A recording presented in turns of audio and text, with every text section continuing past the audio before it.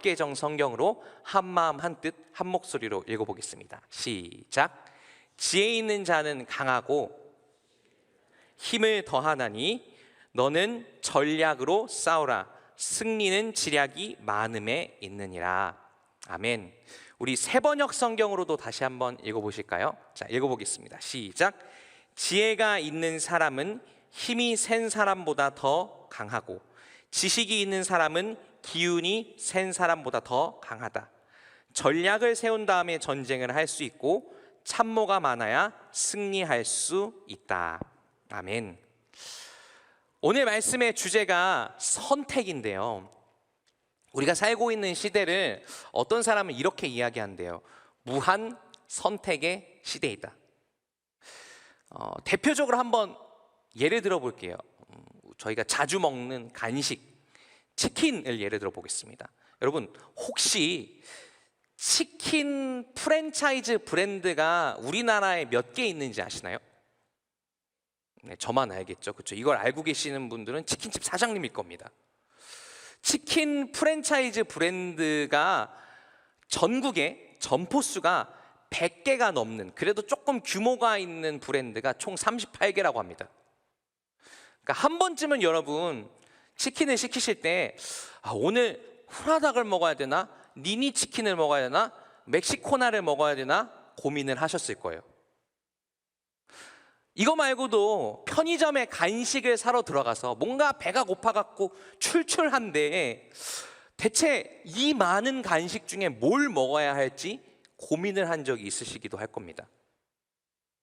우리 인생에 중요한 선택들도 있지만 이렇게 작은 선택들까지 다 합친다면 지금 이 시대를 살고 있는 우리는 아마 100년 전, 200년 전, 300년 전에 우리 조상들보다 굉장히 많은 사소한 선택들을 해야 하는 그런 시대에 살아가고 있죠. 자, 그런데 여기서 하나쯤 좀 이렇게 태클을 걸어보고 싶었습니다. 딴지를 걸어보고 싶었어요. 우리가 이렇게 많은 걸 선택할 수 있는 시대에 살고 있게 되었는데 선택의 자유가 너무나 많이 증가한 그런 시대에 살고 있는데 그렇게 수많은 선택의 옵션이 생겼다는 것 자체가 과연 우리를 행복하게 만들어줄 수 있는 걸까? 선택의 자유라고 하는 건 우리에게 과연 축복인 걸까? 아니면 오히려 우리를 선택의 스트레스로 몰고 가는 걸까? 자, 이 질문에 대해서 뭐라고 할까요? 답을 찾으려고 애썼던 연구자들이 있습니다. 스탠포드 대학교에 있는 어떤 경제학과의 교수님이에요. 베리 슈워츠란 분인데 그분이 이런 실험을 했대요. 어떤 실험이냐면 A랑 B 마트가 있는데 A 마트에선 24개의 잼을 팔고요, 선택의 옵션이 많은 거죠. B 마트에선 6개의 잼을 파는 거예요. 선택의 옵션이 상대적으로 적은 거죠. 자, 이 두 마트를 가지고 실험했는데 여러분, 이 두 마트 중에 A랑 B 중에 어느 마트에 더 사람들이 많이 방문했을까요? 어느 마트가 사람들을 더 많이 끌었을까요? A랑 B 중에 A마트가, 선택지가 많은 이 A마트에 사람들이 더 많이 방문했다고 합니다. 근데 사장님들은 아실 거예요. 손님이 이렇게 들어오는 게 문제가 아니라 중요한 건 뭐예요? 손님이 들어와서 뭘 해야 돼요? 물건을 사야죠. A랑 B마트 중에 어느 가게에 들어온 손님들이 구매율이 더 높았을까요? 네, B마트였다고 합니다. 이런 현상, 그러니까 선택지가 많은 쪽에 사람이 몰리고 사람들이 선택의 옵션이 많은 걸 좋아하지만 동시에 선택이 적은 쪽에서 실제로 선택을 하는 이런 현상, 선택지가 많으면 많아질수록 하나의 선택이 주는 만족도와 행복감이 줄어드는 현상을 뭐라고 부르냐면요, 자, 이미지 한번 보여주세요. 표 이렇게 생긴 이미지, 선택의 역설이라고 한다고 합니다. 이게 경제학의 하나의 개념인데요, 선택할 제품과 옵션의 수가 많아지면 많아질수록 그 선택했을 때 기회비용이 늘어나서 선택의 만족도가 더 떨어지는 거죠. 여러분, 이 실험은요, 이제 안 보여주셔도 됩니다. 우리가 살고 있는 시대의 딜레마를 하나 보여주고 있습니다. 우리가 살고 있는 시대의 문제를 한 가지 보여주고 있어요. 어떤 문제냐? 선택할 게 너무 많아져서, 그래서 선택을 마치 자유가 늘어났으니까 그 자유가 우리를 행복해 주게 할 것 같은데, 오히려 선택할 게 많아진 나머지 우리는 그 한 가지 선택으로부터 제대로 된 만족과 행복을 누리지 못하고 있는 거죠. 마치 여러분 그런 경험 한 번쯤 해보신 적 있으세요? 넷플릭스 또는 유튜브 같은 이런 SNS나 OTT 프로그램 처음에 딱 만들어졌을 때, 컨텐츠가 많이 없었을 때 딱 하나 가서 보면 되게 재밌잖아요. 근데 지금 어떠세요 혹시? 넷플릭스 들어가서 내가 오늘 뭘 봐야 재밌을까를 고민하시다가 막 30분씩 스크롤만 하다가 그냥 시간이 다 지나가신 적 있지 않나요? 선택할 자유는 많아졌는데 한 가지 선택이 과연 나를 만족하게 할 수 있을까라고 하는 그런 고민 때문에 오히려 선택을 망설이셨던 적이 있으시지 않나요? 이렇게 선택이 홍수같이 넘쳐나는 시대, 선택할 자유가 오히려 우리를 피곤하게 하는 시대에 진짜로 필요한 것은 바로 선택의 지혜입니다. 자, 그러면 선택을 해야 하는 우리 삶의 순간이 찾아왔을 때 우리는 과연 어떻게 해야 지혜롭게 선택할 수 있을까? 자, 먼저요, 우리랑 비슷하게 선택의 상황 속에 있었던 한 사람의 이야기를 들려드릴게요. 사울 왕 이야기를 들려드릴 건데요, 우리 사무엘상 28장 3절에서 6절 말씀 제가 읽어드리도록 하겠습니다. 조금 긴데 한번 잘 보세요. 사무엘이 이미 죽어서 온 이스라엘 백성이 그의 죽음을 슬퍼하며 그를 그의 고향 라마에 장사 지낸 뒤였다. 그리고 사울이 나라 안에서 무당과 박수를 모조리 쫓아낸 뒤였다. 바로 그때 블레셋 군대가 모여서 수넴에 진을 쳤다. 사울도 온 이스라엘군을 집결시켜 길보아 산에 진을 쳤다. 사울은 블레셋 군의 진을 보고 두려워서 마음이 몹시 떨렸다. 사울이 주께 물었으나 주께서는 그에게 꿈으로도 우림으로도 예언자로도 대답하여 주지 않으셨다. 지금 사울이 어떤 상황에 처해 있는지 조금 느낌이 오시나요? 사울은요, 이 사무엘상 28장쯤 되면 이미 굉장히 상태가 안 좋습니다. 그러니까 망가져 있을 대로 망가진 사람이에요. 거의 왕의 지위는 유지하고 있지만 거의 반패인인 상태였습니다.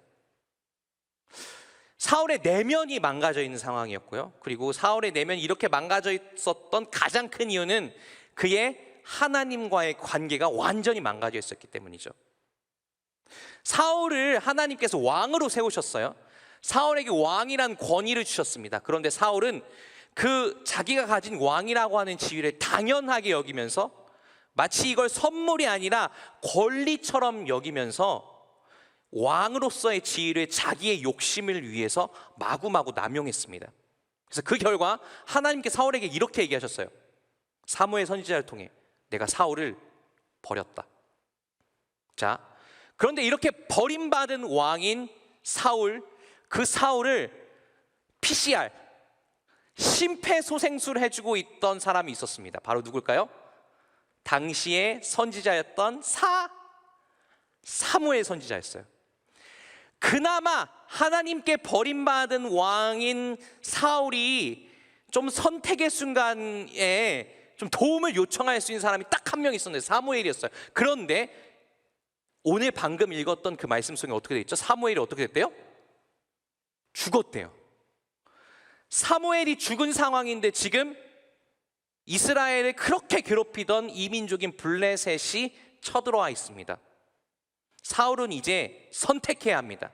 블레셋과 정면으로 승부해야 될지 아니면 도망쳐야 할지 피해야 할지. 그래서 사울이 아마 하나님께 물어봤던 것 같아요. 뭐라고요? 하나님, 어떻게 해야 되죠? 도와주세요. 근데 하나님은 사울의 이 물음에 침묵으로 응답하십니다. 아무 말도 하지 않으세요. 대체 사울이 궁금하지 않아요?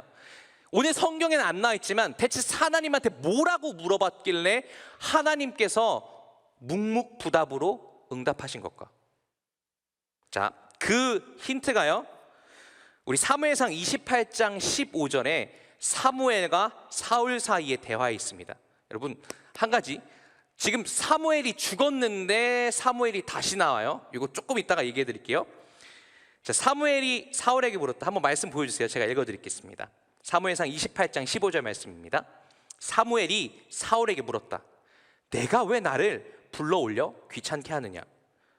사울이 대답하였다. 제가 매우 궁지에 몰려 있습니다. 블레셋 사람이 지금 나를 치고 있는데 하나님이 이미 저에게서 떠나셨고 예언자로도 꿈으로도 더 이상 나에게 응답을 하지 않습니다. 그래서 내가 무엇을 어떻게 해야 하는지 알고 싶어서 이처럼 어른을 뵙도록 해달라고 부탁하였습니다. 사무엘은 죽었어요. 근데 다시 사무엘 어떻게 나타났죠? 사울이 뭔 짓을 했냐면요, 하나님이 하지 말라고 명령하신 거고요. 실제로 이전에 사울이 온 나라에서 무당과 박수를 다 쫓아냈습니다. 그런데 사울이 너무 급하니까, 너무 급박하고 너무 불안하고 두려우니까 대체 어떻게 선택을 해야 될지 모르겠으니까 쫓아냈던 무당을 불러와서 뭐 했어요? 죽은 사무엘의 영혼을 불러낸 거예요. 이게 어떻게 가능한지 모르겠습니다. 중요한 건 이거죠. 사울이 그만큼 급했다는 겁니다. 그래서 지금 사울이 사무엘의 그 영혼한테 물어보는 거예요.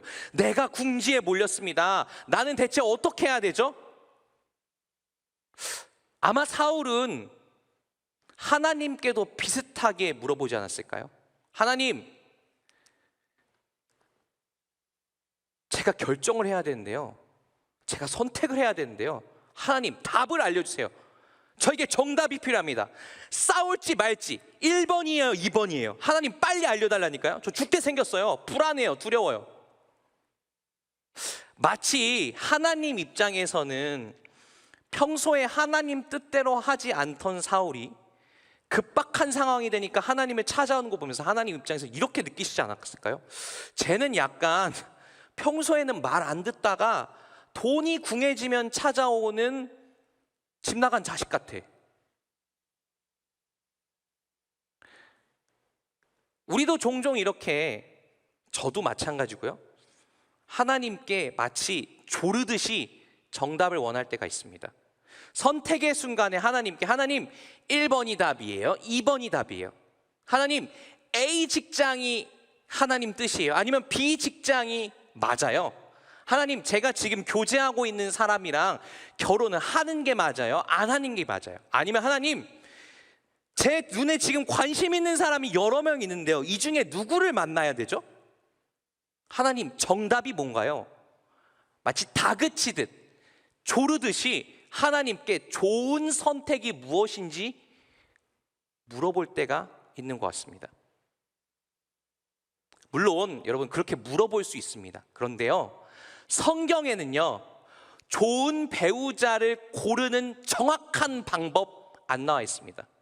성경에는요, 좋은 직장은 이렇게 고를 수 있습니다 라고 하는 방법이 정확히 나와 있지 않아요. 성경은 대신 뭐에 대해서 얘기하냐면요, 우리의 삶의 방향이 어디로 가야 할지, 그리고 어떤 사람이 하나님 보시기에 아름답고 멋진 사람인지에 대해서 이야기합니다. 하나님께서는요, 우리가 하나님께 구할 때 좋은 선택보다 하나님의 지혜를 구하길 원하시는 거죠.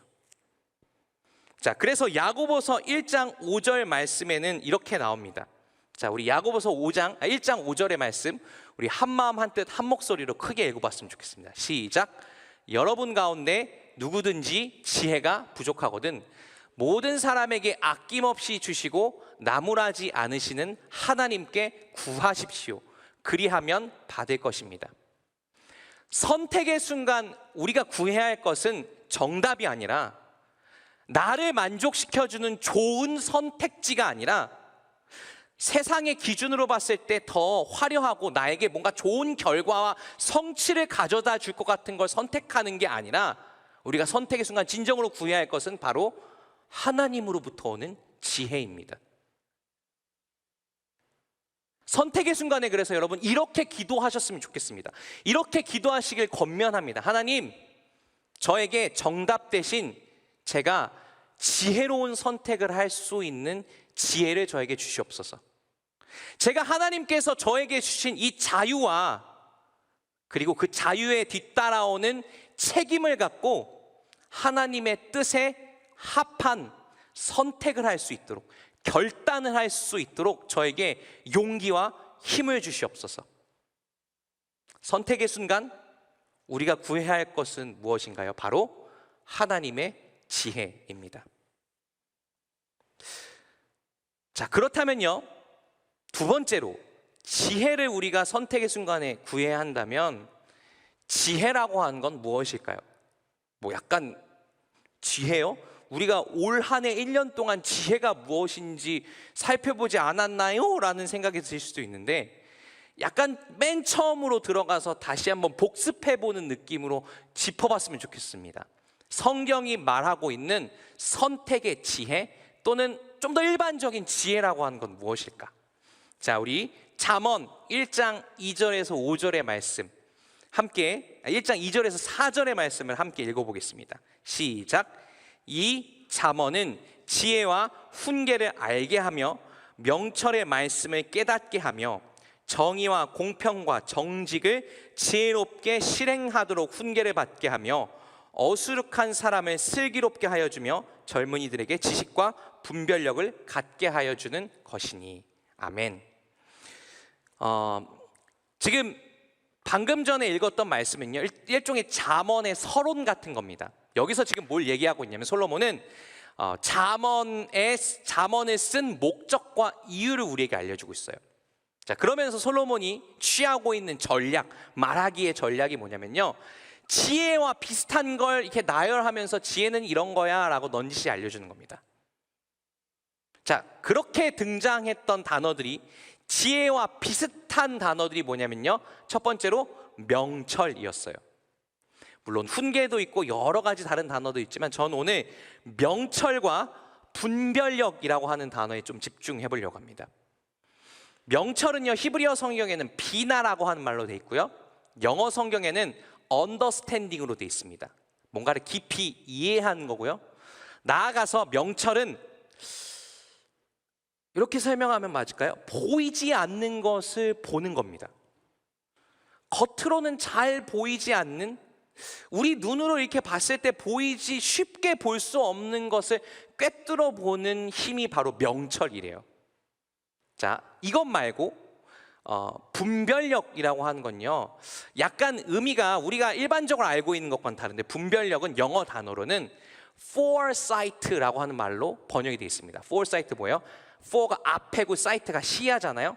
나에게 앞으로 닥쳐올 일을 미리 보고 예측하고 예상하는 능력이 분별력이래요. 자, 이렇게 들으시면 지혜라고 하는 거, 명철과 분별력은 보이지 않는 것을 보는 거고 나에게 앞으로 닥쳐오는 일을 예측하는 거다? 이거 되게 뭔가 신기한데? 뭔가 신비로운데? 뭔가 초자연적인 것 같은데? 뭔가 내가 이렇게 상식으로는 이해할 수 없는, 뭔가 설명할 수 없는 힘 같은 것 같은데 라는 생각이 드실 수 있을 것 같아요. 아, 지혜라고 하는 건 그렇게 신기한 거구나 라고 하는 생각, 오해를 하실 수도 있을 것 같습니다. 지혜는요, 눈에 보이지 않는 것을 보고 나에게 닥쳐오지 않은 미래를 보는 것이지만, 여러분, 이건 그렇게 신비한 게 아닙니다. 하나님께서 주시는 거긴 하지만 상식으로 이해할 수 없는 것도 아니고요, 더 중요한 건 이거예요. 특별한 사람, 뭐 예를 들면 성경에 나온 솔로몬과 같은 그런 특별한 사람에게만 선물로 주어지는 게 아닙니다. 제가 이 성경에서 솔로몬이 설명하고 있는 명철과 분별력이라고 하는 이 지혜가, 이걸 좀 오부 예배 드리고 있는 이 예배를 드리고 쉬고 계신 분들에게 조금 더 이해가 갈 수 있게 설명해 줄 수 있는 방법이 뭘까?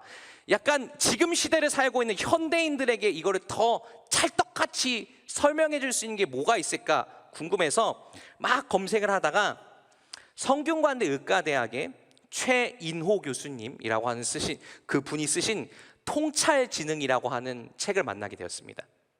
이분이 이야기하시는 통찰지능이라고 하는 것과 성경이 말하는 지혜가 굉장히 닮아 있어요. 근데 궁금하지 않으세요? 이 교수님은 의과대학 교수고요, 의사 선생님입니다. 전혀 뭔가 인문학이나 뭐 철학이나 이런 거랑 관련이 없는 분이세요. 근데 이분이 왜 통찰지능이라는 책을 쓰게 됐냐면 이런 거예요. 이분들이 만나는 환자들은 누구냐면 어린 아이들입니다. 이분은 소아를 대상으로 소화기를 진료하시는 분이세요. 소화기 내과 의사 선생님이신 거죠. 근데 아이들이 병원에 오면 저기 선생님 제가 막 토도 하고요, 그리고 배도 아프고요, 배는 윗배가 아니라 아랫배가 아프고요, 그리고 여기 몸에 발진도 나고 막 기침도 하고 열도 나고 막 다양한 증상을 호소한대요. 여러분, 이런 증상들은 다 눈에 보이는 것들이잖아요. 근데 여러분, 이 아이가 걸려서 온 이 병은 눈에 보여요? 증상들은 보이지만 이 아이가 걸려온 그 병의 원인은 눈에 보이지 않죠.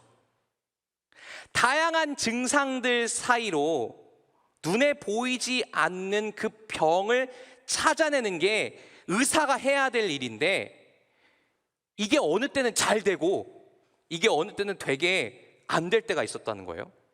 그래서 고민을 하다가 눈에 보이지 않는 병을 찾아낼 수 있도록 하는 능력은 무엇인가를 연구하다가 쓴 책이 이 통찰지능이라는 책이래요.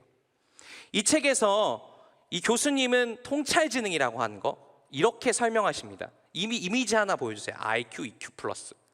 네, 통찰지능은 이런 거라고 합니다. 아까 얘기한 거랑 되게 닮아 있지 않아요? 예리한 관찰력으로 사물을 꿰뚫어 보는 능력이 뭐다? 통찰지능이다. 이거는 충분히 여러분 우리가 학습할 수 있는 겁니다. 우리가 기를 수 있어요. 그냥 뭔가 특별한 능력을 가진 사람에게만 뿅 하고 나타나는 것이 아닙니다. 자, 그 다음에 이 교수님은 이렇게 얘기하세요. 이 통찰지능엔 두 가지 요소가 있습니다. 자, 이 두 가지 요소 한번 그 다음 이미지 보여주실래요? 이 두 가지 요소는 이거래요. 경험, 흔히 말하는 후견지명이라고 하는데, 내가 과거에 경험한 것들을 그냥 흘려보내지 않고 거기로부터 무언가 얻어낸, 배워낸 것들을 갖고 나에게 앞으로 다가오는 일들을 나의 상상력으로 과거의 경험에 비추어서 합리적으로 적합하게 예측해내는 게 바로 통찰력이라는 거죠. 여러분, 우리가 이런 통찰력을 또는 이런 지혜를 하나님께 구하면 하나님께서 주십니다.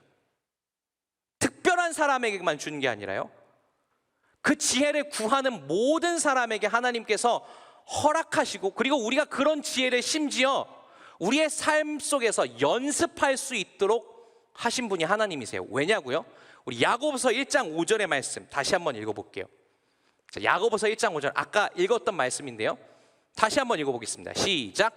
여러분 가운데 누구든지 지혜가 부족하거든 모든 사람에게 아낌없이 주시고 나무라지 않으시는 하나님께 구하십시오. 그래야면 받을 것입니다. 말씀 띄워주세요. 계속 띄워주세요. 네, 야고보 사도가 뭐라고 얘기하냐면요, 여러분이 교육 수준이 어느 정도인지와 상관없이, 여러분의 삶의 경제 수준이 어느 정도인지와 전혀 상관없이 여러분이 하나님의 자녀라면 지혜를 구하세요. 그럼 하나님께서는 주실 것입니다. 하나님께서는요, 선택의 순간 우리가 지혜를 구하기만 하면, 우리가 특별히 솔로몬 같은 엄청난 사람이 아니어도, 우리가 다윗과 같은 성경의 영웅들이 아니어도 하나님께서는 지혜를 구하는 하나님의 자녀들에게 지혜를 주실 만큼 마음이 넓으시고요. 그래서 하나님의 지혜는 여러분 보편적인 겁니다. 특별한 사람만 누릴 수 있는 게 아니에요. 하나님께 구하고 그 구한 마음을 가지고 연습하면 하나님의 지혜가 우리의 마음 가운데 조금씩 담기게 되어 있습니다. 자, 그러면 이제 마지막으로요, 선택의 순간. 자, 안 보여주셔도 됩니다. 우리가 하나님께 지혜라고 하는 걸 계속해서 구한다면, 그 하나님의 지혜로 우리가 계속 살아간다면 우리의 삶에 하나님께서 주시는 선물이 있습니다. 제가 선물이라고 했는데요, 선물이라고 하는 건 이런 거죠. 약간 보상과는 다른 겁니다. 보상은 내가 그걸 얻기 위해 쫓아가는 거고요, 선물은 그냥 갑자기 나한테 주어지는 거예요.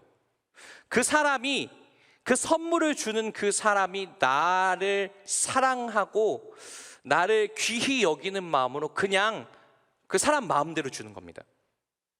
그런데 우리가 하나님의 지혜를 계속해서 구하고 살아가면요, 하나님께서 그 지혜를 구하는 우리의 모습을 귀히 여기시고 사랑스럽게 여기시고 우리에게 예상치 못한 선물로 주시는 것이 있어요. 자, 그게 뭘지를 우리 성경 말씀 속에서 다시 찾아볼 건데, 우리 고린도전서 1장 23절의 말씀 함께 읽어보겠습니다. 우리 새번역 성경으로 한 마음 한 뜻 한 목소리 읽어볼게요. 시작. 우리는 그리스도를 전하되 십자가에 달리신 분으로 전합니다. 이것은 유대 사람에게는 거리낌이고 이방 사람에게는 어리석음이지만, 자, 그 다음 24절, 부르심을 받은 사람에게는, 유대 사람에게나 그리스 사람에게나 이 그리스도는 하나님의 능력이요 하나님의 지혜입니다. 아멘. 성경에서 가장 지혜로운 삶을 살았던 사람은 누구일까요? 다윗일까요? 솔로몬일까요? 사무엘 같은 선지자일까요? 모세일까요? 방금 고린도전서의 말씀에 썼던 사도 바울은 우리에게 이렇게 이야기합니다. 성경에서 말하는 가장 지혜로운 사람, 아니 역사를 통틀어 가장 지혜로운 삶을 살았던 사람은 누구이다? 바로 예수 그리스도이다. 선택의 순간에 인생의 중요한 선택 앞에서 가장 지혜로운 선택을 했던 사람, 그분은 바로 누구냐면 예수 그리스도이다. 여러분, 그런데 예수님께서 선택의 순간에 어떤 지혜를 구했고 어떤 선택을 하셨죠? 예수님의 삶에서 가장 중요한 선택을 하셔야만 했던 순간이 있습니다. 예수님이 십자가를 지는 선택하셨던 그 순간이에요. 예수님은 십자가 지기 바로 그 전날에 겟세마네 동산, 여기 교회 뒤에 있는 쟁기봉 같은 저런 야트막한 동산에 올라가셨습니다. 그리고 기도하셨어요. 뭐라고 기도하셨냐면요, 아버지의 원대로 하옵소서. 그런데 저는 십자가를 지는 것이 너무나 두렵고 너무나 무섭습니다. 저는 되도록이면 피하고 싶은데 아버지의 뜻대로 하여 주시옵소서. 예수님께서 하셔야 했던 선택은 바로 십자가의 선택이었고요. 그 십자가의 선택은 예수님 자기 뜻대로가 아니라 하나님의 뜻대로 내 삶에 이루어지기를 구하는 선택이었습니다. 제가 아까 지혜라고 하는 걸 이렇게 설명드렸었죠. 지혜는 뭐다? 보이지 않는 것을 보는 것이다. 잘 보이지 않는 사건과 상황의 본질, 현상으로 드러나 있지 않은 뭔가 깊은 것을 보는 것이 지혜이다. 나에게 닥쳐오지 않은 미래를 마치 보는 것처럼 예측하는 것이 지혜이다. 여러분, 이 지혜를 통해서 우리가 진짜로 보아야 할 것은 그래서 뭐냐면요, 내가 잘 먹고 잘 사는 방법, 내 인생이 더 나를 만족시켜 줄 수 있는 방법과 길을 보는 것이 지혜가 아니라, 우리가 하나님께 구한 그 지혜를 통하여서 진짜로 보아야 할 길은 예수 그리스도께서 걸으셨던 길입니다. 예수님께서 우리를 위해서 걸으셨던 그 길, 우리는 정확하게는 알 수는 없지만 예수님께서 십자가를 지면서 한 발자국, 두 발자국 걸으셨던 그 길을 보는 것이 지혜이고요. 특별히 우리가 지금 살고 있는 2023년의 대한민국, 내가 지금 살고 있는 나의 삶의 자리, 여러분의 가정, 여러분의 직장, 여러분이 다니고 있는 학교, 여러분이 속한 그 공동체 속에서 만약에 이곳에 예수님이 찾아오신다면, 이곳에 예수님이 탄생하신다면 그 예수님은 어떤 길을 걸으실까? 내가 살고 있는 이 땅에서 예수님이 걸으실 법한 길을, 그 보이지 않는 길을 보는 것이 진짜 성경이 말하는 지혜인 것입니다. 여러분, 근데 그 길을 걸어가면요, 그 보이지 않는 예수 그리스도의 길을 순종으로 걸어가면, 아까 제가 말씀드렸죠, 하나님께서 우리에게 주신 선물이 있다고. 자, 그 선물이 무엇인지 우리 로마서 5장 17절 말씀에서 한번 찾아볼게요. 자, 우리 한번 큰 목소리로 읽어보겠습니다. 시작. 아담 한 사람의 범죄 때문에 그 한 사람으로 말미암아 죽음이 왕 노릇하게 되었다면, 넘치는 은혜와 의의 선물을 받은 사람들은 예수 그리스도 한 분으로 말미암아 생명 안에서 왕 노릇하게 되리라는 것은 더욱더 확실합니다. 지금 저 로마서의 말씀 우리에게 이렇게 말하고 있습니다. 이렇게 말을 겁니다. 아담 한 사람이 불순종해서 죄와 죽음이 우리의 삶에 들어갔다. 그런데 예수님 한 분의 순종으로, 예수님 한 분의 십자가의 죽음으로 말미암아 생명이 우리에게 선물로 찾아왔다.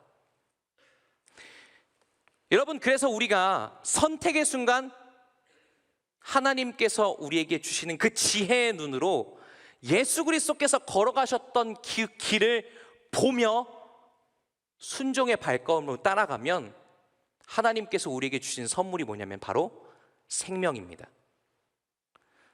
예수님의 길은 생명의 길이고, 우리가 지혜를 통해서 보아야 할 길은 바로 생명의 길인 것이죠. 선택의 순간 우리가 지혜를 구하면 여러분 개인뿐만 아니라 여러분 주변에, 여러분의 이웃들에게, 여러분이 살고 있는 공동체 속에 우리를 통해서 하나님의 생명이 나눠지는 기쁨을 누리실 수 있을 겁니다. 이제 말씀을 정리하겠습니다. 무한 선택의 시대입니다. 아마 다가오는 2024년 한 해에도 여기 계신 많은 분들이 정말 예상치 못한, 내가 지금까지 경험해 본 적이 없는 선택의 순간을 경험하게 되실 거예요. 저 같은 경우는 뭐 개인적인 이야기라서 좀 죄송하지만, 제가 사역자가 되고 나서, 그리고 특별히 부모가 되고 나서 저에게 뭔가 책임이 주어지면 주어질수록 선택을 반드시 해야만 하는, 되게 힘든 선택이라는 게 그런 거죠. 1번을 해도 누군가가 고통스럽고 2번을 해도 누군가가 고통스럽고, 그런 선택을 해야만 하는 순간들이 더더욱 많이 찾아왔던 것 같아요. 근데 여러분, 2024년 한 해 그런 선택의 순간이 왔을 때 오늘의 메시지를 잘 기억하셨으면 좋겠습니다. 하나님, 답을 알려주신 대신에 주님, 제가 이 선택 가운데 예수님이 걸으실 법한 길을 볼 수 있는 지혜를 갖게 하여 주시옵소서. 예수님이라면 어떻게 하실까? 예수님이라면 이런 선택의 순간 어떤 길을 걸어가실까? 주님, 제가 그 길을 보게 하여 주시옵소서. 새로 다가오는 한 해 선택의 순간에 예수님께서 걸으셨던 그 생명의 길을 보실 수 있는 우리 모두가 되길 축복합니다. 우리 시간 말씀을 마음에 새기시면서요, 함께 잠깐 기도했으면 좋겠습니다.